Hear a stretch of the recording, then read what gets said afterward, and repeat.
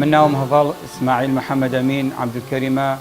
لە ساڵی 1970 هاتوومە دە دنیاوە. ئێستا خێزاندارم و خاوەنی سێ کچ و کوڕێگەم. بیرۆکەی ئەم ڕادیۆ ئەوەی ڕاستی بێت من خۆم لە جیهازەوە بابەتانە زۆر حەزمە کرد، هەر خولیان بوو ڕاستی لە هەموو جۆرەگانی، بەڵام یعنی حەزم کردەوە باس کەم لە سەرەتاوە بۆی باسم کردای من لە ساڵ 92 یعنی 1992 ئەوش بەهۆی دەستکاریکردنی تەقەمەنیوە هەردوو چاوم لە دەستدا کە ئێستا هیچ نابینم وایە یعنی بەوە، بەڵام لە 2015 لە 16/5 کە لە پێشەوە حەزم کرد ڕاستی شتێ بکەم، زۆر حەزم لە ڕاگەاندن و لە ڕادیۆ و ئیزاعە و شتانە کرد. ئیتر بۆیە دەستم بر بۆ ئەمیشە و هەستان بە دروستکردنی یەک پەخشێک دوایەوە لە کەلەر ئەو بوو دامانە بە هاوکاری یەک دو سێ برادەر، دوایەوە دەستمان بە پەخش کرد. لە سەرەتاشەوە پەخشەکەمان کەمتر ئەچوو بچووکتر بوو، تەقریبان 80 بوو، بەڵام دوای بە هاوکاری دو سێ موسڵمان ئەو بوو وەکو مەرحەلەیەکی دووەم کردمان بە 300 وات. ئێستا 300 واتەوە ئیشی پێکەین و تاوەکو دووری 30 کیلۆمتر 25 کیلۆمتر لە دووری کەلارۆ ئەچێ پەخشەکەمان. وەکو ڕادیۆگەمان ناوی ڕادیۆ گزنگە دەنگی نابینایان لە گەرمیان بەم جۆرە، بەڵام ئامانجەکەیشی هەرەکو وتم لە سەرەتا و ڕاستی خولایەکی خۆم بوو. پاشان ئێمەکو نابینایانی گەرمیان دەستەیەگین پێکاتووی لە نابینایانی گەرمیان، بۆیە هەڵماندا کە زۆر ئیشەکانەکەین ئەلحەمدولیلا. ئێمە یەکێ لە هیواتەکانمانەوەیە کە نابینا دەرکێنە ماوڵ یاکو دڵخۆشیان بکەین. پاشان کە دەستمان برد بۆ ئەم ڕادیۆ ئەوەیە کە ئامانجمان ئەوەیە کە بۆ چاوساقان بیسەلمێنین کە ئێمەش هەین، ئێمە هەرەوە نییە نابینا هەرەوە نەبێ کە لە بن ماڵەوە یاکو لە ژووری ماڵەوە بە خۆی دانیشیە و خەڵکی چاوساقیش وا بزانێت کە هین هەر کەسێ نابینا بوو ئیتر تەواو ئیتر هیچ ناتوانێ بکات. بۆیە سەلمانمان ئەلحەمدولیلا ئێستا سەلمان دوومانیشە بۆ گەرمیان بۆ هەموو جیهانیش کە وەکو یعنی چەندین کەناڵی جیهانی شاتووە ئێمە دەرکەوتوین ئەلحەمدولیلا وەکو نابینانی گەرمیان دەرکەوتوین و ئامانجگەشتمان هەرەوەیە دڵخۆشی نابینا و سەلماندنی چالاکی خۆمانە بۆ خەڵک. من وەکو ئاراسکەری مەحمەد لێرە خۆبەخشانە کارمەندی ڕادیۆی گزنگم و ئێمە لێرە بەم هەموو سادەییەوە بەم هەموو کارانەی کە کاکەڤاڵ گرتوێتی ئەستە و ئێمە هاوکارین، بەڕاستی ئێمە تەنها یەک ئامانجمان هەبووە لێرە، ئەویش ئەوەسانێ وەکو ڕادیۆکەمان ناوی گزنگ بووە، گزنگی خۆری هیوای نابینایان بی لێرە. ئێمە ئامانجمان ئەوە بووەوە پێشم وایە تا ڕادەیەکی باش وە هەنگاوی یەکەممان ناوە بۆ ئەوەی بتوانی نابیناکان دڵخۆشکەین و توانیمانە ئەلحەمدولیلا بەشایەتی ئەوانەی پەیوەندی ئەکەن لە نابینایان و بەشایەتی ئەو کەسانەی پەیوەندی بە بەرنامە ڕاستەخۆکەی ئێمەوە دەکەن، ئێمە توانیمانە ئەو خۆری هیوا بین ئەو گزنگە بین کە بەڕاستی لە ژیانی نابینایەکانە هەوڵمانداوە ئەوە بین ئینشاڵڵا. ڕادیۆی گزنگ ئەم بەرنامەیەتان پێشکەش دەکات. بەرنامەی دیاری گزنگ. دیاری گزنگ ساباتێک لە زانیاری سایەک لە خەڵات. دیاری گزنگ بەرنامەیەکی هەفتانەیە. ڕۆژانی شەممە کاتژمێر 3 چارەگ لەلایەن ئارام و ئاراس پێشکەش دەکرێت. چاوەڕوانتانین. بە ناوی خودای بەخشندە و میهرەبان حەمد و سەنا بۆ پەروەردگار و درود و سڵاو لەسەر گیانی پاکی پێغەمبەرمان محەممەد صلی الله علیه وسلم. السلام علیکم و ڕەحمەت الله و بەرەکات و سڵاوی خواتان لێ بێ گوێگرانی ڕادیۆی گزنگ و دیسانەوە هاتینە خزمەتتان لە بەرنامەکەی خۆتان دیاری گزنگ بە شێوەیەکی ڕاستەوخۆ بە ئومێدی ئەوەی هەمووتان بەختەوەر بن و ژیانتان پڕ بێ لە ئارامی و سەرکەوتوو بن ئینشاءالله.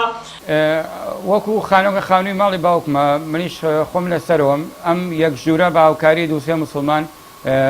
توانیم ئەمە دروستکەم بۆ پەخشەکە، بەڵام هێشتا ماوێتی چونکە بەڕاستی ئەمە لە بواری مادیوە زۆر هینین یعنی زۆر کۆمەڵێکی شەکانمان بۆیە دوا کەوتووە بەهۆی بێمادیوە. پاشان وەکو ئەجیزەکان بەدڵنیایەوە ئێستا من بەم لاپتۆپی شەکەم کە خۆی ئۆنی ڕادیۆ بە لاپتۆپ ئیش ناکرێ، بەڵام ئێمە بەهۆی نەبوونی مادیۆ شتانەوە من بەم لاپتۆپی شەکەم کە کۆنیشە یاکو یعنی بێبەدالە ئەو پەیوەندیانە وەرەگرین بێبەدالم بەدالەکانم خۆم ڕەبت و چتم کردووە و بە دوو جیهاز ئەو پەیوەندیانە وەرەگرم. ئەوش پێکاتەوە لە میکسەرێکی کۆن و لە پەخشێگە هەر ئەوەندەیە ئەمە خەڵک ینی هینەکان ئیزاعگانی تر بە لاپتۆپ یاک و بە کۆمپیوتەر بە دیسکتۆپ تۆمارەکەن بەرنامەکانیان بۆ دووبارە بەڵام من بەم جیازە کە بای 15,000 بەم جیازە ئەو بەرنامە تۆمارەکەین بۆ ئەوەی لە دوای چەند ڕۆژێ دووبارەیەکەینەوە ئەو بەرنامە ڕاستەوخۆ بەرنامەکە ئێمە لە ڕادیۆی گزنگ ڕۆژانی شەمە پێشکەشەکرێ بە ناوی دیاری گزنگەوە ئەم بەرنامەیە بەرنامەیەکی تەرفیهی و بەرنامەیەکی ڕاستەوخۆیەوە پێم وایە هەوادارێکی زۆری هەیە و پەیوەندیکاری زۆرەوە ئەو بەرنامە ئێمە پرسیار وەڵامە و بەرنامەیە کاتوانین بڵین زۆرمەی نابیناوە چاوساقانی پەیوەندی ئەەکەن و زۆریشیان دڵیان پێی خۆشەم بەرنامەیە چونکە بەرنامەیەکە هیوا و ئاواتی هەریەکێک لە نابینایانە بەڵێ بەرنامەکە ئێمە لە سەرەتاوە من خۆم پێشکەشمەکرەوە بۆ نزیکی ساڵ و نیوێکە بێ پێ بەڵامی تر لەگەڵ هاوکاری کاک ئارامە هاتۆتە پێکەوە پێشکەشیەکەین و بەرنامەکەش سپاس بۆ خواتوانیمانە بەو پڕی دڵخۆشیوە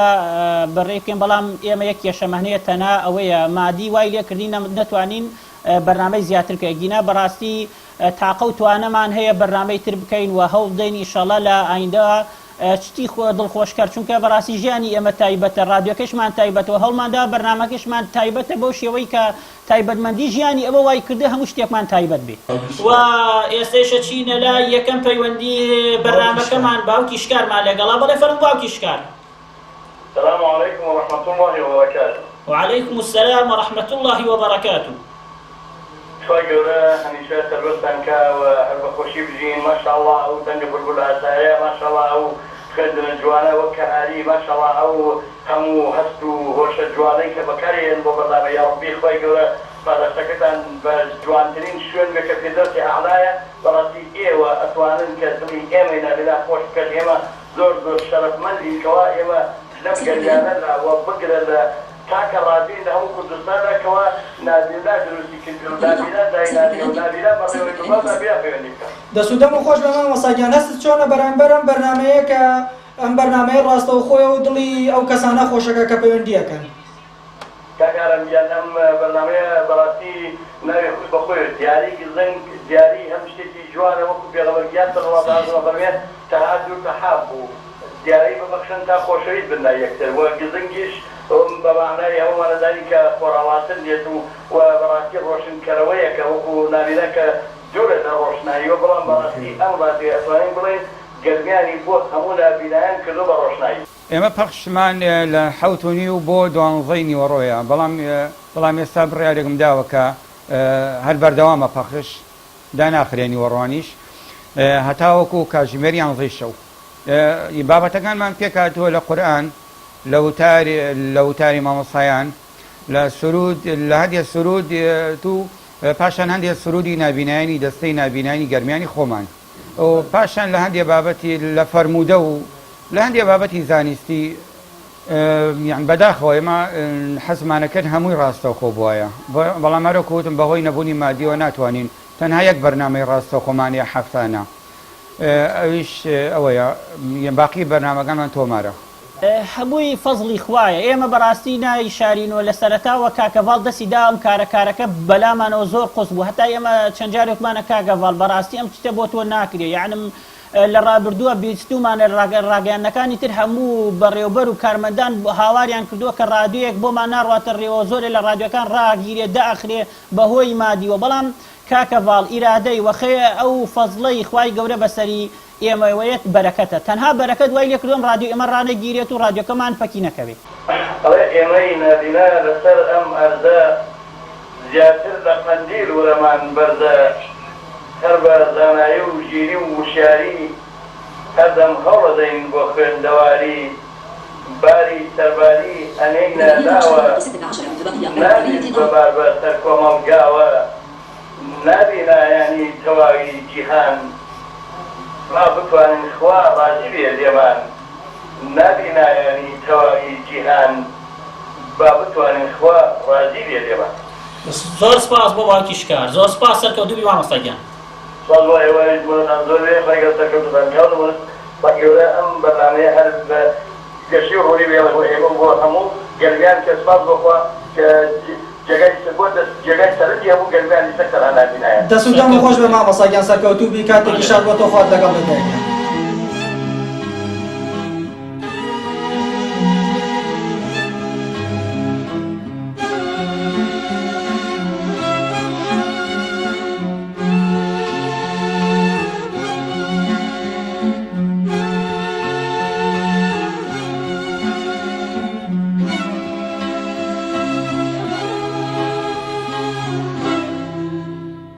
برای بەڕێزم لەم وڵاتەدا ئەوەی داهێنان بکات بەداخەوە داهێنانە چاکەکان نییە، بەڵام ئەگەر داهێنانێکی گۆرانی بێت شتێکی خراپ بێت بەڕاستی ئەوە هەدیە ئەکرێ و خەڵاتی ئەوە تایبەت دەکرێت لەلایەن وەزارەتی ڕۆشن بیریوە.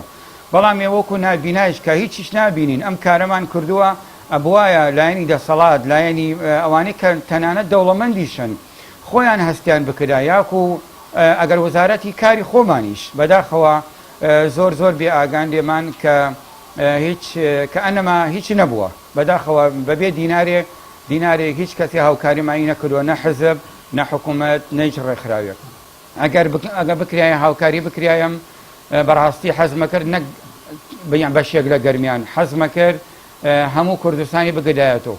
یعنی زۆربەی شارەکانی بگدایەتەوە چونکە ئەمە پێشنیار و داواکاری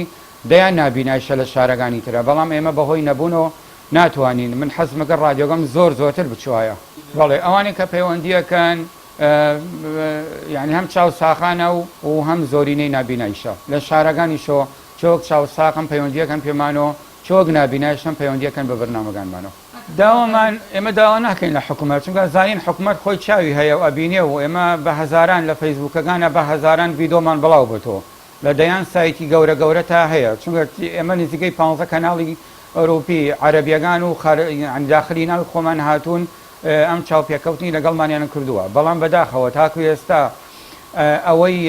کە هاوکاری نەکرابوون یعنی لایەنی مادیە بەداخەوە هیچ بەڵام لە بواری قسەدا قسە هەیە وعد هەیە بەڵام جێبەجێکردن نییە بەس ئێمە وەکەوە ئەبوایە وەکو مسلمان خۆدایان کەسی یان دەوڵەمەندی مسلمانەیە بەداخەوە کە ئێمەش لایەن یان ئیشەکانمان خێریە هەمووی ئاینیە و بابەتێکی ئاینیە و دوورە لە حزبایەتیش کە ئەبوایە هاوکاری زیاتر بکرایین بەڵام بەداخەوە نەکراوین من ئەلحەمدولیلا ڕۆکوتم من کۆ مادەم ئینشاڵڵا ئەگەر بەبێ هیچیش بێت هەرچۆنێ بێت هەوڵەدەم یان بیبمە ڕێوە بیبم چونکە دڵم خۆشە بە ئیشەکەم بە تایبەتی خۆم نابینایشم پاشان لە هەمووشی زیاتر ئیشەکەیشم خێریە و هەمووشی خێرە ئینشاڵڵا یان ئومێدەوارم جێی ڕەزاماندی خوای گەورە بێ